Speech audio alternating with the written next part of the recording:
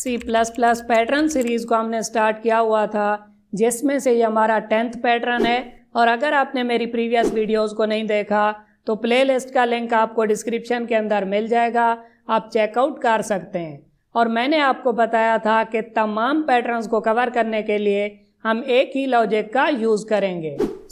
हर pattern को cover करने के लिए हम क्या करते हैं, 4 स्टेप्स का यूज़ करते हैं, जिसमें से हमारे पास फर्स्ट स्टेप क्या होता है कि हमने पैटर्न को लिखना होता है टेबुलर फॉर्म में। ओके हो गया।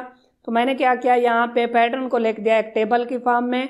उसके बाद टेबल के अंदर हमने देखना होता है कि इस टेबल के अंदर कितनी रोज हैं और कितने कॉलम्स हैं। ये जो हमारे पास हॉरिजॉन्टल लाइंस हैं इन्हें हम क्या कहते हैं, रोज। और ये जो हमारे पास वर्टिकल लाइंस हैं इन्हें हम क्या कहते हैं, कॉलम्स। तो इस टेबल के अंदर आप देख सकते हैं कि कितनी रोज हैं, 1 से लेकर 5 तक। और इसी तरह अगर आप कॉलम्स को देखें तो कितने कॉलम्स हैं, 1 से लेकर 5 तक। हमेशा की तरह हम क्या करेंगे, टेबल के अंदर रोज एंड कॉलम्स को देखते हुए नेस्टेड लूप का यूज़ करेंगे। अस्सलाम वालेकुम फ्रेंड्स, वेलकम टू टेक्निकल अमार। मैं क्या करता हूँ, यहाँ पे 2 वेरिएबल्स बना लेता हूँ आई एंड जे के नाम से, जिन्हें मैं यूज़ करूँगा नेस्टेड लूप के अंदर। उसके बाद मैं क्या करता हूँ, यहाँ पे आउटर लूप को स्टार्ट करता हूँ, जो कि होगा रोज़ के लिए।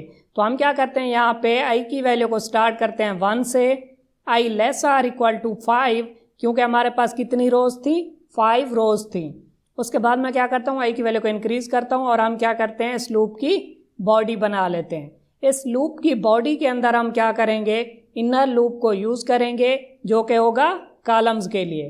तो हम क्या करते हैं, जे की वैल्यू को स्टार्ट करते हैं 1 से, जे लेस आर इक्वल टू 5, क्योंकि हमारे पास कितनी कॉलम्स थे, 5 कॉलम्स थे।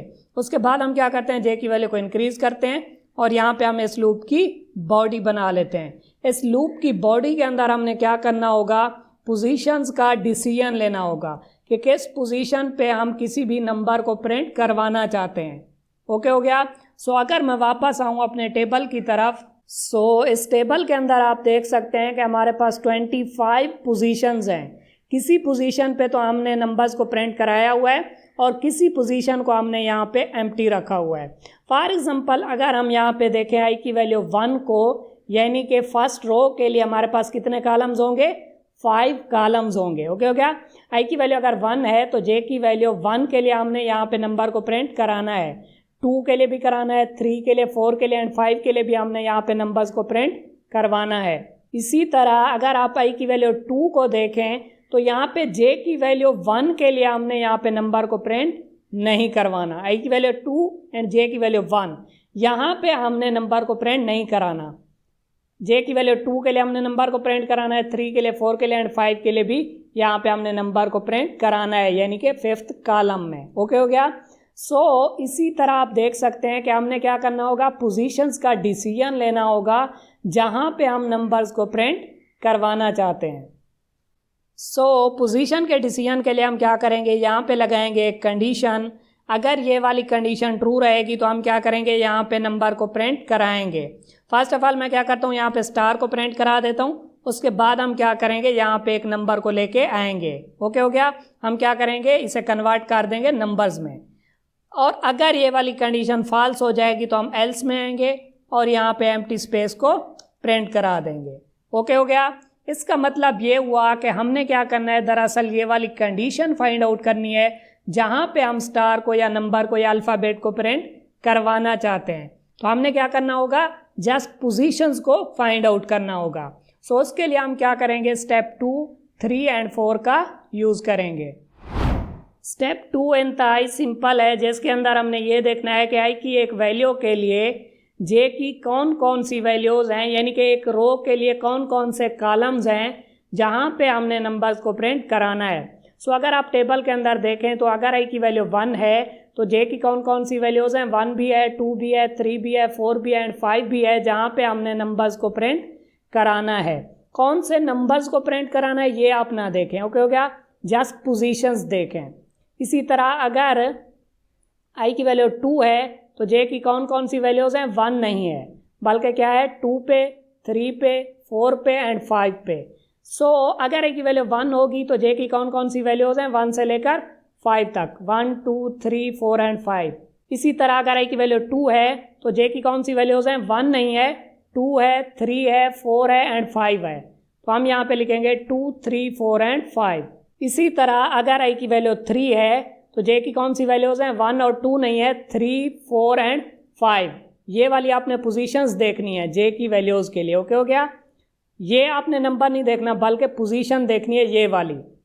तो जे की कौन सी वैल्यूज़ पे है, 3 पे, और जे की वैल्यू 4 पे भी हमने नंबर को प्रिंट कराना है और 5 पे भी हमने नंबर को प्रिंट कराना है। तो हम यहाँ पे लिखेंगे अगर आई की वैल्यू 3 है तो जे की कौन सी वैल्यूज़ हैं, 3, 4 एंड 5।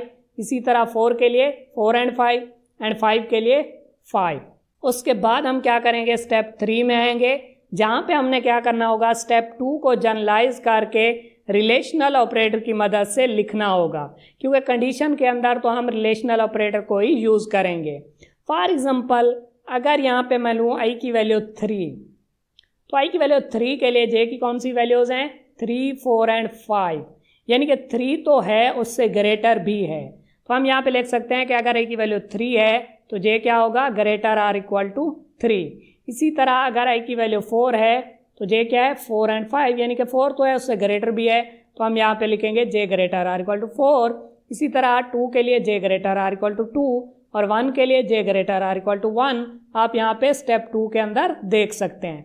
इसी तरह अगर आई की वैल्यू 5 है तो जे की एक ही वैल्यू है 5, बट हम यहाँ पे 5 नहीं लिखेंगे बल्कि लिखेंगे j greater or equal to 5, क्योंकि हम यहाँ पे सीक्वेंस बनाना चाहते हैं। आप देख सकते हैं कि आई की हर वैल्यू के लिए हमने लिखा j greater or equal to, j greater or equal to, तो यहाँ पे 5 के लिए भी हम लिखेंगे j greater or equal to 5। उसके बाद हम आएंगे स्टेप 4 में जहाँ पे हमने फाइनल कंडीशन को बनाना होगा। सो स्टेप 4 के अंदर हम क्या करेंगे, आई एंड जे का एक ऐसा रिलेशन बनाएंगे जो कि स्टेप 3 को सेटिस्फाई करेगा।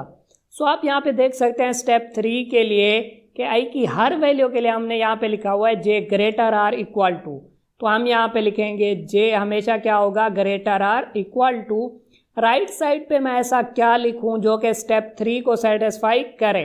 तो आप यहाँ पे देख सकते हैं कि अगर आई की वैल्यू 1 है तो यहाँ पे जे ग्रेटर आर इक्वल टू 1, और अगर आई की वैल्यू 2 है तो यहाँ पे जे ग्रेटर आर इक्वल टू 2, अगर आई की वैल्यू 3 है तो यहाँ पे जे ग्रेटर आर इक्वल टू 3। इसका मतलब ये हुआ कि हमेशा क्या हो रहा है, राइट साइड पे आई की वैल्यू ही आ रही है। तो हम क्या लिख सकते हैं यहाँ पे, जे ग्रेटर आर इक्वल टू आई। अगर आई की वैल्यू 1 होगी तो ये बन जाएगा जे ग्रेटर आर इक्वल टू 1, 2 होगी तो बनेगा जे ग्रेटर आर इक्वल टू 2। इसका मतलब ये हुआ कि हमने फाइनल कंडीशन को फाइंड आउट कर लिया जिन पोजीशंस पे हम नंबर्स को प्रिंट करवाना चाहते हैं। सो आप क्या करें, वीडियो को फटाफट से लाइक कर दें और हम चलते हैं डेव C++ पे और इसे देखते हैं प्रैक्टिकली।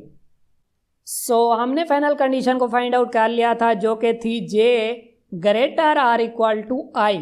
अब अगर मैं इसे ड्राई एंड रन करूं तो फर्स्ट टाइम क्या होगा, आई की वैल्यू होगी 1, 1 less or equal to 5, condition true हो जाएगी। यहाँ पे आई की वैल्यू होगी 1, यानी कि फर्स्ट रो, एक ही रो के अंदर हमारे पास कितने कॉलम्स होंगे, 5 कॉलम्स होंगे। तो ये वाला लूप 5 टाइम चलेगा और हर बार क्या होगा, हम कंडीशन को चेकआउट करेंगे। जे की वैल्यू 1 के लिए भी हम यहाँ पे क्या करेंगे, इस कंडीशन को चेक करेंगे। अगर ट्रू होगी तो हम क्या करेंगे, स्टार को प्रिंट कराएंगे, वरना यहाँ पे एम्प्टी स्पेस को प्रिंट कराएंगे।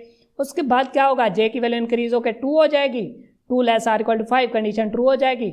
हम क्या करेंगे, इस कंडीशन को चेकआउट करेंगे। अगर ट्रू होगी तो स्टार को प्रिंट कराएंगे, वरना यहाँ पे एम्प्टी स्पेस को प्रिंट करा देंगे। तो क्या होगा, इसी तरह ये वाला लूप 5 टाइम चलेगा। उसके बाद क्या होगा, ये लूप ब्रेक हो जाएगा। जब ये लूप ब्रेक होगा तो हम लूप के बाहर आएंगे। इस तरह क्या होगा, एक रो कंप्लीट हो जाएगी। जैसे ही एक रो कंप्लीट होगी तो हम क्या करेंगे, लाइन को एंड कर देंगे ताकि नेक्स्ट रो नेक्स्ट लाइन के अंदर आए। उसके बाद क्या होगा, आई की वैल्यू इंक्रीज होकर 2 हो जाएगी तो सेकेंड रो स्टार्ट होगी। सेकेंड रो के लिए भी क्या होगा, ये वाला प्रोसेस रिपीट होगा। अब अगर मैं इसे कंपाइल एंड रन करूं सो आप यहाँ पे देख सकते हैं कि सेम उसी तरह का पैटर्न हमें देखने को मिल रहा है जो कि हम बनाना चाहते थे, बट हमने यहाँ पे स्टार्स को प्रिंट कराया हुआ है। हालांकि हमने क्या करना था, यहाँ पे नंबर्स को प्रिंट कराना था। बट एक चीज़ आप यहाँ पे गौर से देखें कि उन्हीं पोजीशंस पे हमने स्टार्स को प्रिंट कराया हुआ है जिन पोजीशंस पे हम नंबर्स को प्रिंट करवाना चाहते थे। इसका मतलब ये हुआ कि हमने पोजीशंस को तो फाइंड आउट कर लिया, बस हमने क्या करना है, यहाँ पे नंबर्स को प्रिंट करवाना है। हमने क्या करना था, ये वाला पैटर्न बनाना था।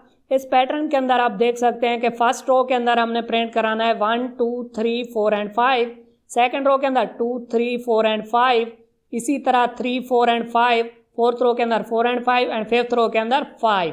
पोजीशंस की आपने टेंशन नहीं लेनी क्योंकि हमने पोजीशंस को फाइंड आउट कर लिया था। अगर आप यहाँ पे गौर से देखें तो स्टेप 2 के अंदर हमने लिखा था कि अगर a की वैल्यू 1 है तो j की कौन कौन सी वैल्यूज़ के लिए हम नंबर्स को प्रिंट कराना चाहते हैं, 1 2 3 4 एंड 5, और अगर a की वैल्यू 2 होगी तो j की कौन सी वैल्यूज़ होंगी, 2 3 4 एंड 5। तो आप यहाँ पे देख सकते हैं कि दरअसल जो हमने पैटर्न प्रिंट कराना था यहाँ पे j की वैल्यूज़ भी वही हैं। ओके हो गया। अगर स्टार की बजाय वहाँ पे मैं j की वैल्यू को प्रिंट करा दूँ तो क्या होगा, ये वाला हमें पैटर्न देखने को मिल जाएगा।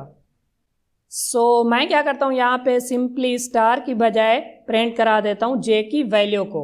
अब अगर मैं इसे कंपाइल एंड रन करूँ अब आप यहाँ पे देख सकते हैं कि सेम उसी तरह का नंबर पैटर्न हमें देखने को मिल रहा है जो कि हम बनाना चाहते थे। C++ पैटर्न सीरीज़ में और भी बहुत से पैटर्न्स आने वाले हैं। आप क्या करें, मेरी C++ पैटर्न्स वाली प्लेलिस्ट को यहाँ से एक्सेस करें, और अगर आप किसी भी टॉपिक से रिलेटेड एग्जाम्पल प्रोग्राम को देखना चाहते हैं तो आप मेरी C++ एग्जाम्पल प्रोग्राम वाली प्लेलिस्ट को भी यहाँ से एक्सेस कर सकते हैं।